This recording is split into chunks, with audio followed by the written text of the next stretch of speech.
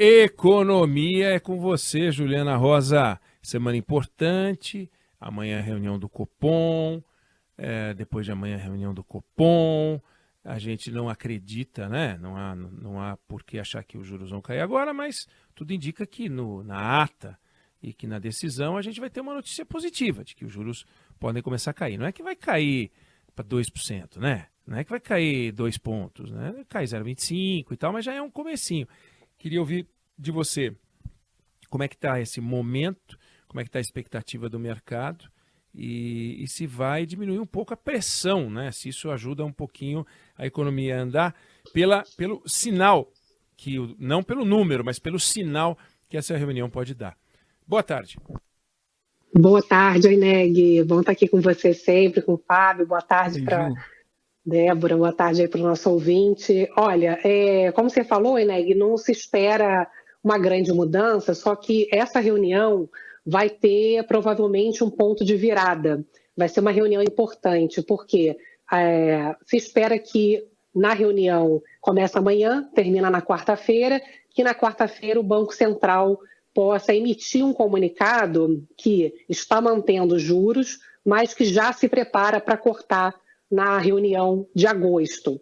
Então, é uma sinalização que faz toda a diferença. Isso vai mexer, certamente, se acontecer, essa expectativa, com o dólar, com os juros. Isso mexe muito porque a economia vive de expectativa. Então, normalmente, o Banco Central, antes de cortar, ele avisa que já está se preparando para cortar, para as expectativas, então, poderem se alinhar.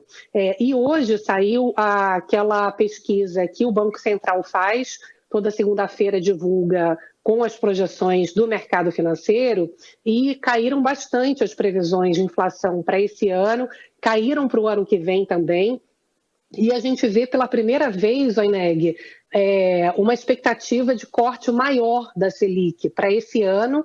Está em 13,75, cairia para 12,25 pelas previsões divulgadas hoje, estava 12,5 parado um tempão. E para o ano que vem, pela primeira vez aqui, não vejo muito tempo, que a expectativa é de juros abaixo dos 10%. Agora 9,5% a previsão da Selic para o ano que vem. O Eneg, já teria, a gente tem conversado muito sobre isso aqui, que já teria, inclusive nessa reunião dessa semana, espaço para cortar juro, quando você olha tecnicamente aqui os indicadores todos da economia. Você tem um consumo que está muito fraco, as famílias com muita dificuldade de consumir. Dentro do PIB, é bom a gente sempre lembrar que o PIB foi muito bom no primeiro trimestre, mas 90% do resultado foi a agricultura.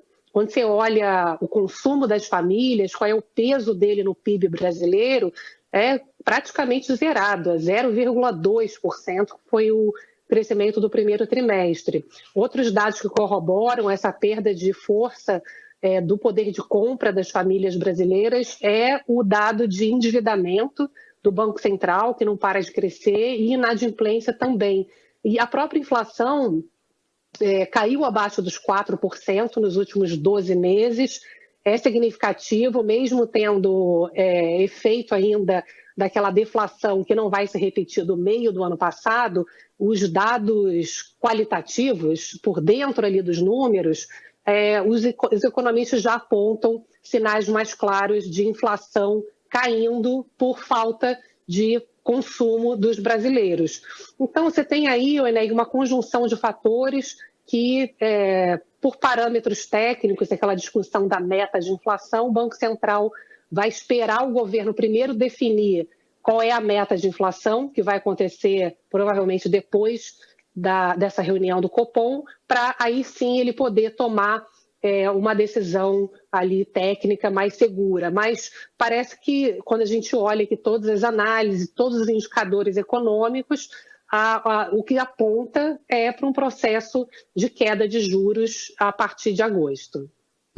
Agora, a gente quando pega em retrospectiva, a gente viveu uma fase que foi do Alexandre Tombini, que foi uma tragédia no país, uma dupla complexa, né? Dilma controlando preço e Tombini que ele pega e dá uma baixada de juros absolutamente artificial, derruba da casa dos 14 e nós vamos para 7,25 rapidinho.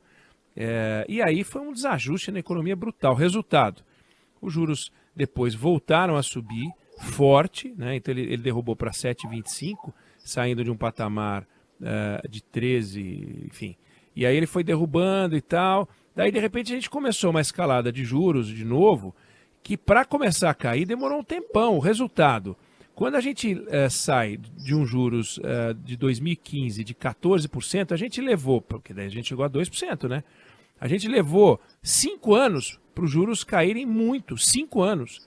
E daí eles começaram a subir de novo e subiram em 2 anos. Quer dizer, o que ele levou 5 anos para cair de 14 para 2, e depois ele foi de 2 para 14, porque é 13,75, e assim, ó, pá!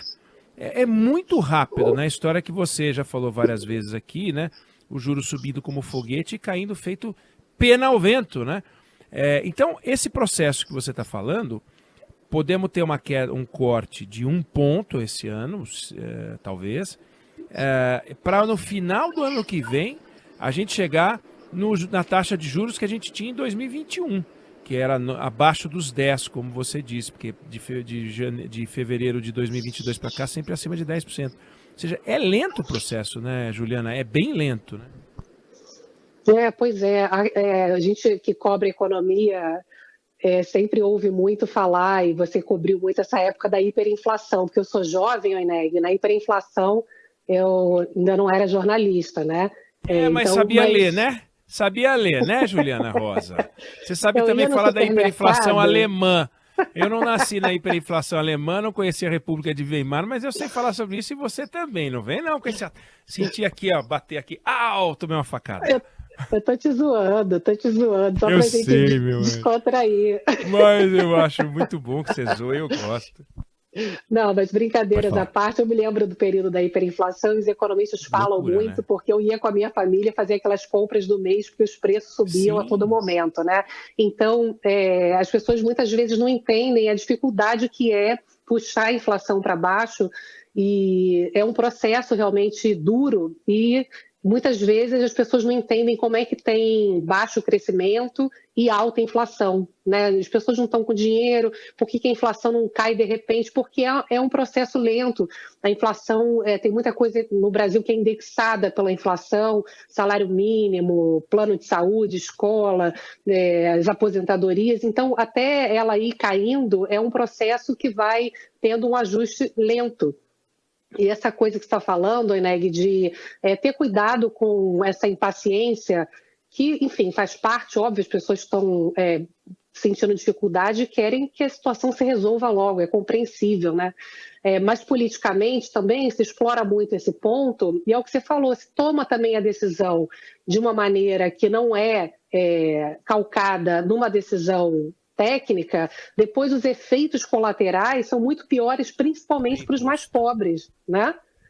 Imposto, conta, né, a inflação que não deixa a economia crescer por mais tempo, e quem mais sofre são os mais pobres. Então, você começa a criar uma série de problemas estruturais aí que demoram mais ainda, né? Então, acho que a gente está fazendo um caminho positivo aí nesse momento, que é entrar no momento favorável, né?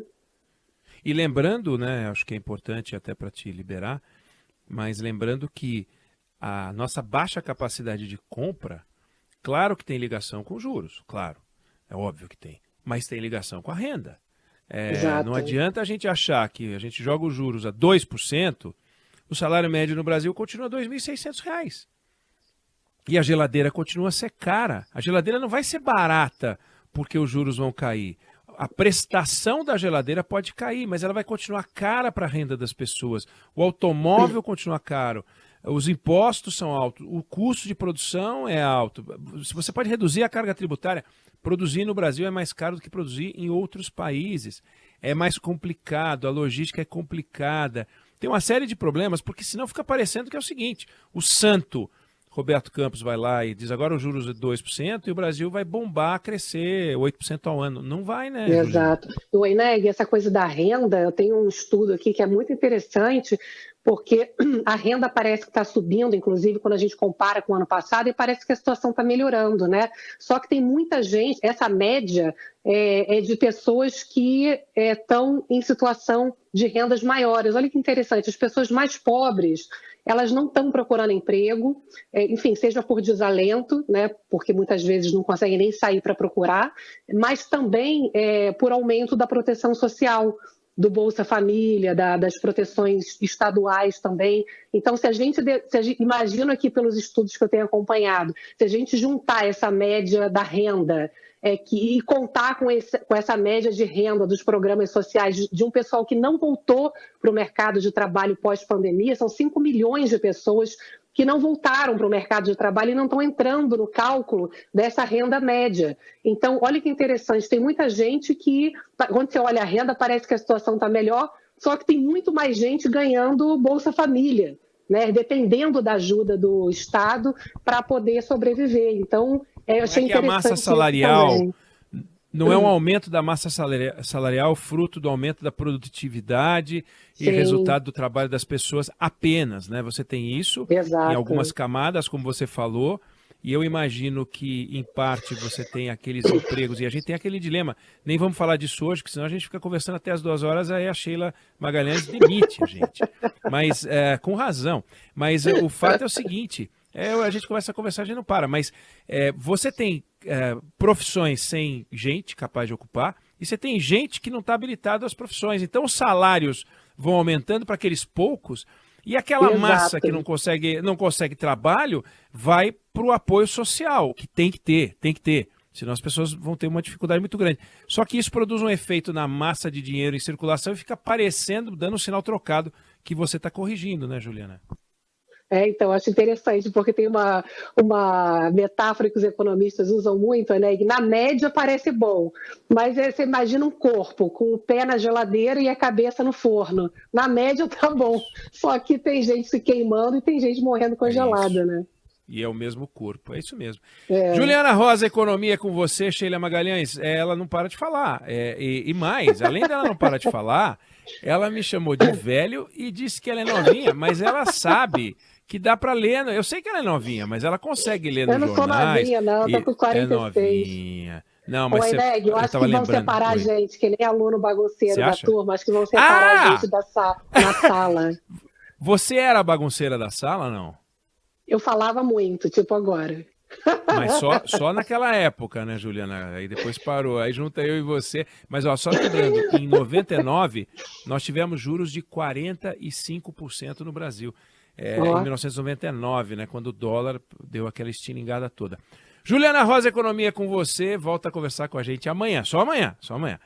Ou hoje à noite no Jornal da Band, onde você é muito bem-vinda. Obrigado, beijão. Um beijão para vocês, para o nosso ouvinte aí também.